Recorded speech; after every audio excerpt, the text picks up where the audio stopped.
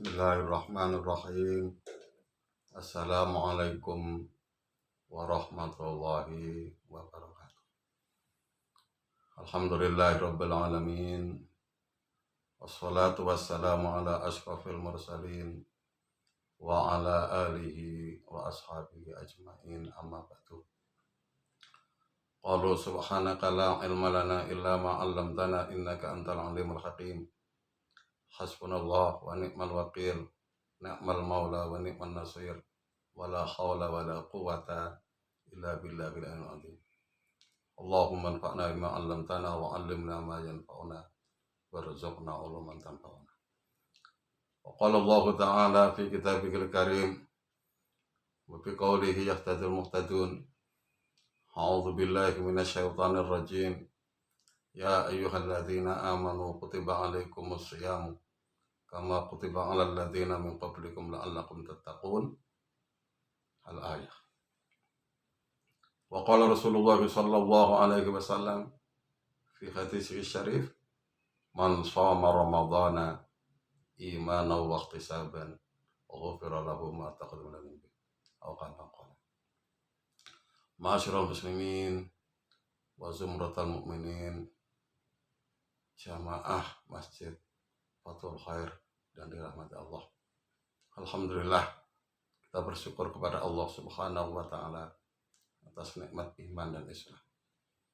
Alhamdulillah, Allah Subhanahu wa taala memberikan kepada kita hidayah yang cukup.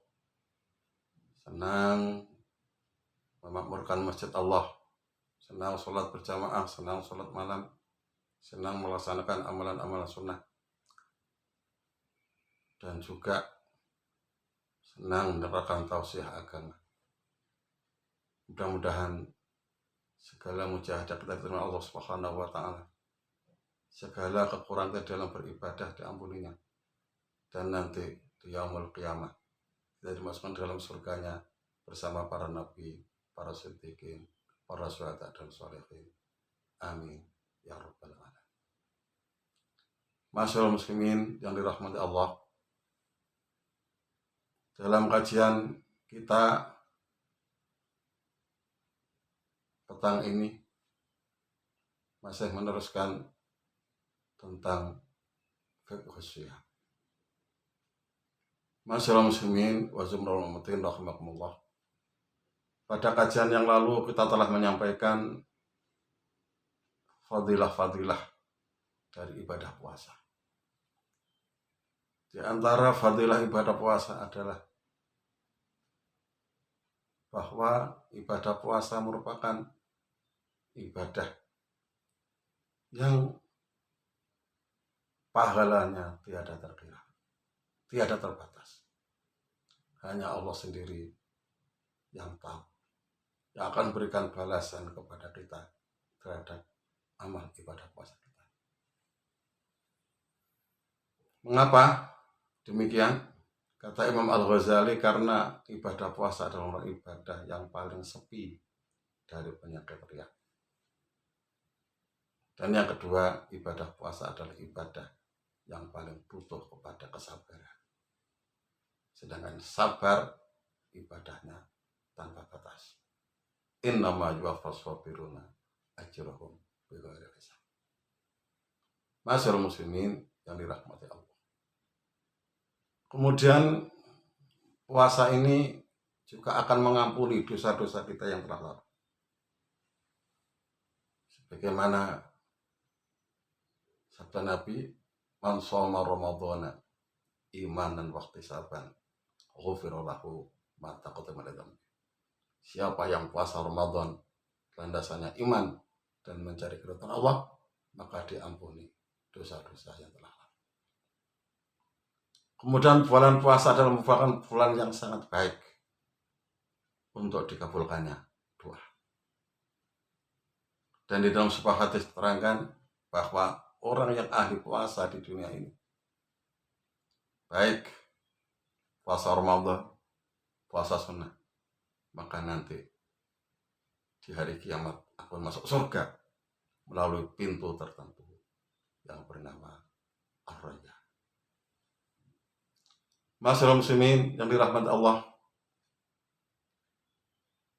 di dalam hadis yang agak panjang Rasulullah juga menyatakan kalau orang yang berpuasa itu di bulan Ramadan, satu amalan fardhu dilipat gandakan 70 kali. Dibandingkan amal fardhu di luar bulan Ramadan, lipat gandanya adalah 70 kali. Jadi sekali kita sholat fardhu sama dengan 70 kali sholat fardhu di luar Ramadan.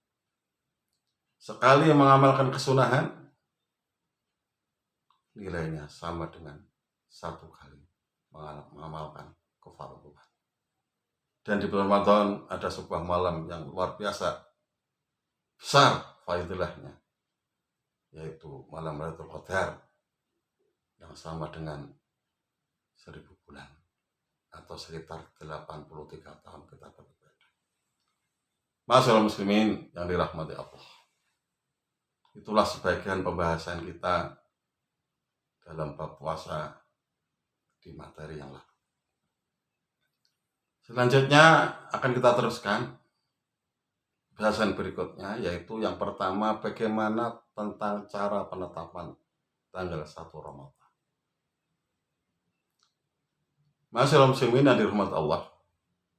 Penetapan awal Ramadan menurut jumhurul ulama, mayoritas para ulama, ditetapkan dengan ru'yatul hilal.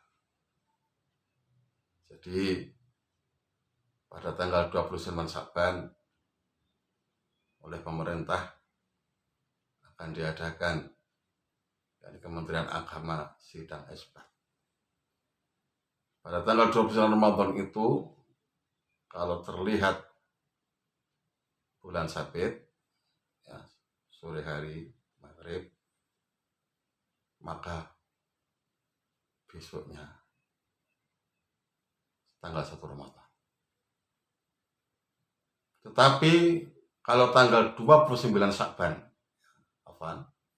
kalau tanggal 29 Sya'ban ketika diadakan sidang isbat, hilal belum tampak, maka bulan Sya'ban itu digenapkan 30. Sesuai dengan sabda Nabi, sumu liru'yatihi wa aftiru liru'yatihi fa innahu ma'alaikum fa akmilu iddata sya'bana 30 yauman, rawahul Bukhari wa Muslim. Puasalah kalian karena melihat hilal tanggal 1 Ramadan. Wa aftiru, dan berhari raya fitri kalian karena melihat tanggal 1 Sya'ban. Fa innahu ma'alaikum, kalau tanggal 29 Sya'ban itu hilal belum kelihatan, maka fa'akmilu iddata sya'bana 30 yauman, sempurnakanlah bilangan bulan Sya'ban itu 30 hari.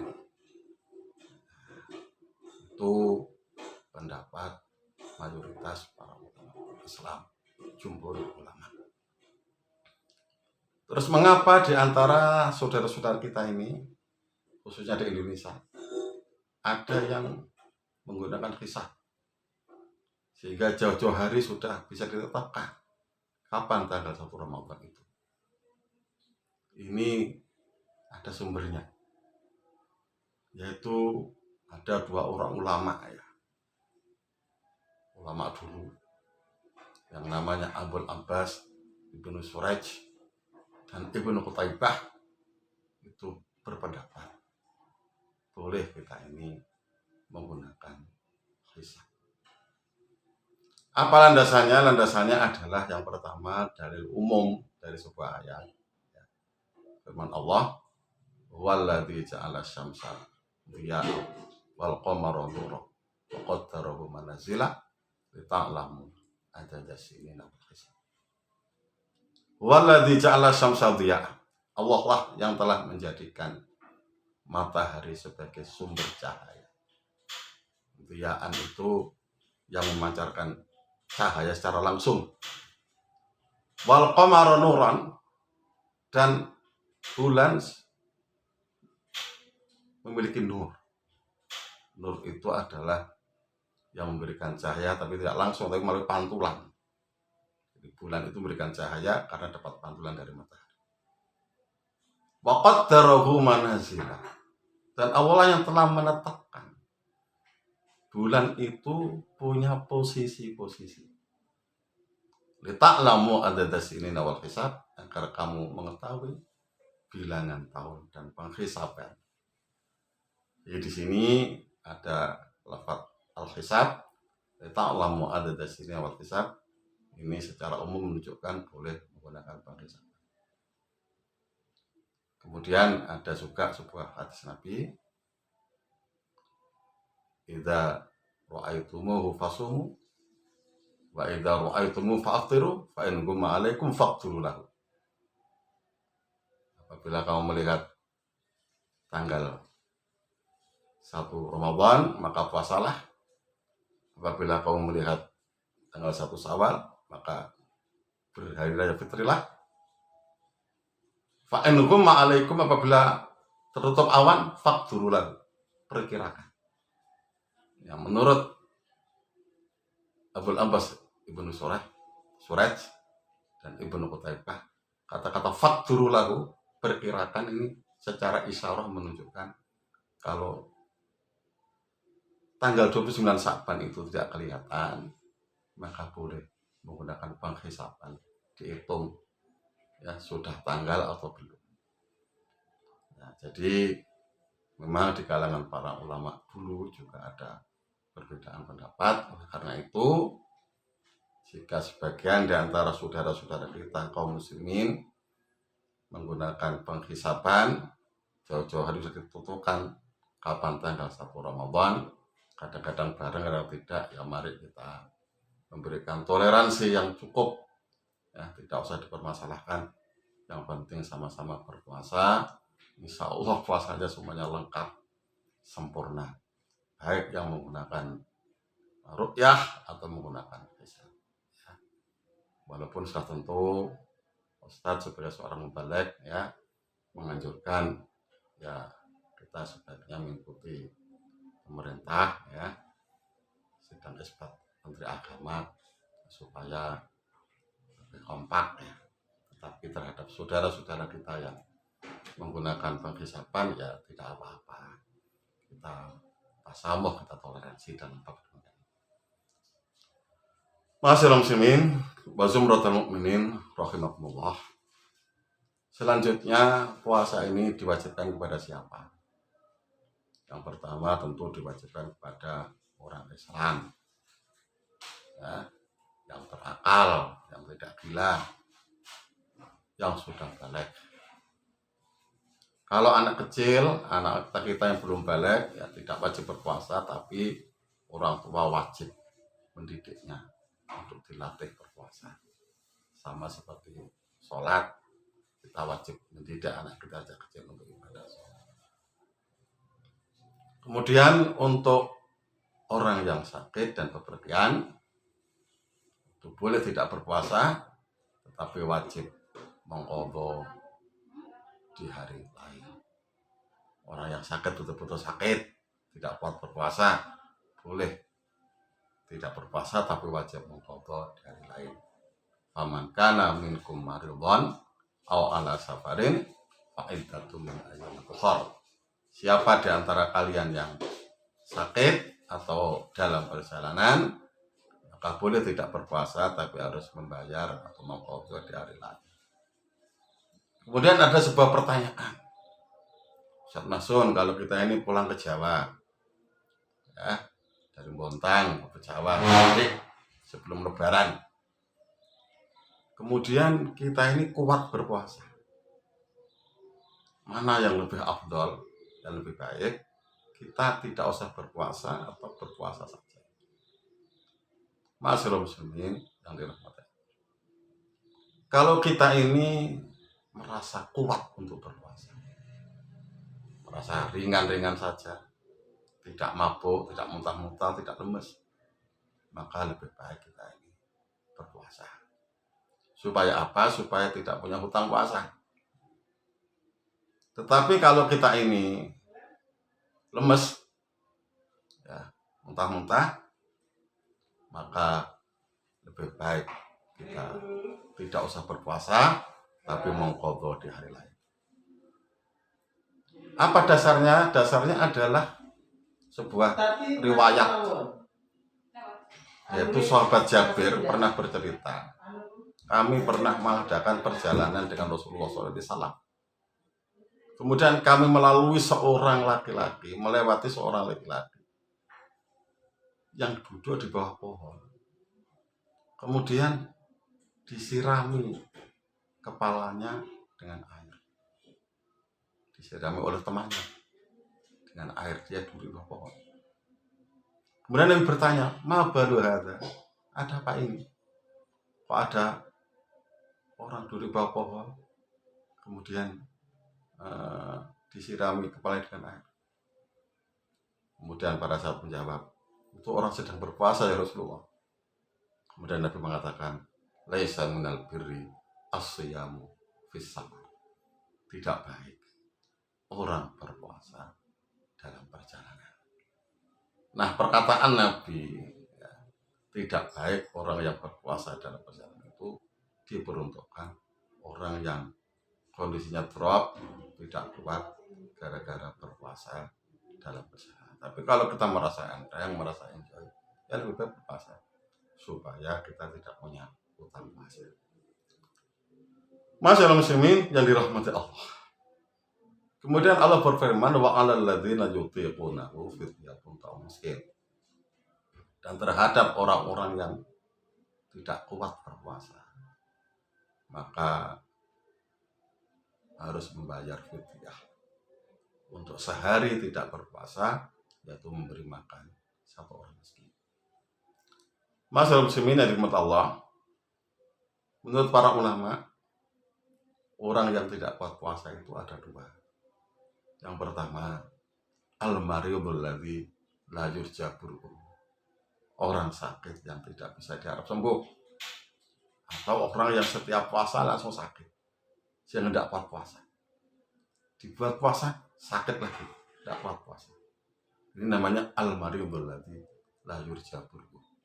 Orang sakit yang tidak bisa diharap sembuh, maka dia membayar fidyah. Ya, yang layak lah. Satu kali puasa ngasih makan satu hari untuk orang miskin, yang layak, diukur yang kepantasan. Walaupun menurut para ulama itu takarannya ada satu mud itu sedikit sekali, ya, tapi sebaiknya yang layak. Kemudian yang kedua adalah orang tua yang tidak kuat puasa, maka yang demikian ini juga membayar fidyah. Kemudian bagaimana hukumnya tentang istri-istri kita yang hamil dan menyusui? Apakah wajib mengqadha atau membayar fidyah? Dalam bab ini, masyaallah muslimin yang dirahmati Allah, ada perbedaan pendapat di kalangan para ulama Islam. Kalau Imam Syafi'i, ya, sebagaimana kita baca dalam kitab Kifayatul Akhyar atau di dalam kitab Al-Muhadzab atau kitab yang lebih kecil, ya, namanya Fathul Qorib, itu dikatakan bahwa perempuan yang hamil atau menyusui kemudian tidak kuat berpuasa, maka wajib mengqadha. Jadi hukumnya disamakan dengan orang sakit. Nanti kalau sudah selesai menyusui sehat, wajib mengqadha. Jadi hukumnya disamakan dengan orang sakit. Demikian juga Imam Abu Hanifah, sama dengan Imam Syafi'i, wanita yang hamil atau menyusui hukumnya wajib mengqadha sama dengan musafir. Hanya saja ada bedanya antara Imam Syafi'i dan Abu Hanifah. Kalau dalam mazhab Syafi'i itu masih dirinci. Kalau seorang ibu yang hamil atau menyusui tidak kuat puasa atau tidak berpuasa karena mengkhawatirkan kesehatan tubuhnya sendiri, ibu yang hamil dan menyusui kemudian tidak berpuasa karena mengkhawatirkan kesehatan tubuhnya sendiri, maka wajib mengqadha. Ya, mengqadha saja. Tetapi kalau seorang ibu yang hamil atau menyusui mengkhawatirkan kesehatan bayi sehingga tidak berpuasa Ramadan, maka hukumnya wajib mengqadha dan setiap hari itu harus membayar fidyah. Jadi mengqadha dan bayar fidyah ini kalau yang dikhawatirkan adalah kesehatan bayinya. Demikian dalam mazhab Syafi'i. Tapi kalau Abu Hanifah tidak ada itu ya, pokoknya mengqadha tok.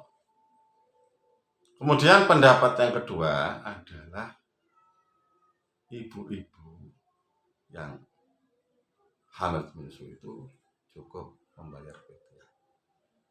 Ini khilafiyah di kalangan para ulama Islam. Masyaallah muslimin yang dirahmati Allah. Kemudian apa hukumnya kalau ada ayah kita? Ayah kita ini meninggal dunia. Kemudian dalam keadaan punya utang puasa. Nah, kalau ayah kita, ibu kita meninggal dunia dalam keadaan punya utang puasa, maka yang wajib mempuasakan adalah anak-anaknya. Sebagaimana sabda Nabi, man mata wa alaihi siyam shoma anhu waliyyu. Hadis, siapa yang meninggal dunia dan punya hutang puasa, maka yang mempuasakan adalah keluarganya, ahli warisnya, ya, anaknya. Masyaallah muslimin wa zumratul mukminin rahimakumullah. Kemudian yang berikutnya, apa rukun puasa? Nah, rukun puasa ini yang pertama adalah harus menetapkan niat. Niyah. Karena Nabi bersabda, innamal a'malu binniyat, sesungguhnya amal itu tergantung niatnya. Kemudian para ulama menetapkan kalau puasa Ramadan, maka wajib hukumnya menetapkan niat. Besok akan puasa itu sebelum fajar. Jadi kalau untuk puasa Ramadan setiap malam, maka kita wajib menetapkan niat bahwa besok ini kita mau puasa. Makanya di jamaah tarawih biasanya setelah tarawih itu kita diajak bareng-bareng supaya menetapkan niat bahwa besok itu kita mau puasa supaya tidak lupa. Walaupun niat itu tidak wajib dilafadzkan, boleh di dalam hati. Rasulullah SAW bersabda, malam yubayyitis siyama minal laili fala siyamalah. Siapa yang tidak menetapkan puasa di malam hari, maka tidak sah puasanya. Ini untuk khusus puasa Ramadan. Tetapi apabila puasa sunnah, misalnya puasa Senin Kemis, Senin Bidawud, ya, kita ini boleh menetapkan puasa setelah terbit fajar. Misalnya jam 6 pagi, kita belum niat puasa Kemis, kemudian kita niat puasa tidak apa-apa jam 6 pagi. Asalkan mulai terbit fajar itu tidak makan apa-apa. Boleh. Tapi kalau subuhnya ke subuh sudah makan kopi, minum kopi, ya tidak boleh. Jam 6 pagi niat puasa, ini tidak boleh. Apa dasarnya? Dasarnya adalah riwayat Aisyah. Suatu ketika Rasulullah SAW datang ke rumahnya Aisyah, kemudian bertanya pada Aisyah, kamu punya makanan enggak? Aku ini mau sarapan. Kata Aisyah, ya Rasulullah, kami sedang kosong, enggak punya apa-apa. Oh, kalau begitu aku tak puasa hari ini. Jadi Nabi itu luar biasa, ya. Sabar sekali. Ketika pagi tidak ada sarapan, langsung niat puasa. Beda dengan kita. Kita ini kalau istri kita tidak punya sarapan pagi-pagi, langsung ngamuk-ngamuk, ya. Masyaallah muslimin yang dirahmati Allah. Kemudian rukun yang kedua, puasa itu adalah meninggalkan makan dan minum dan hal-hal segala hal yang membatalkan puasa mulai terbit fajar sampai tenggelam matahari. Nah, apa hal-hal yang membatalkan puasa dan apa amalan-amalan sunnah atar-atar puasa dan apa amalan kebajikan yang sepatutnya kita perbanyak di bulan Ramadan, kita teruskan di pembahasan berikutnya. Saya kirim saja, mari kita tutup dengan doa Al-Fatihah.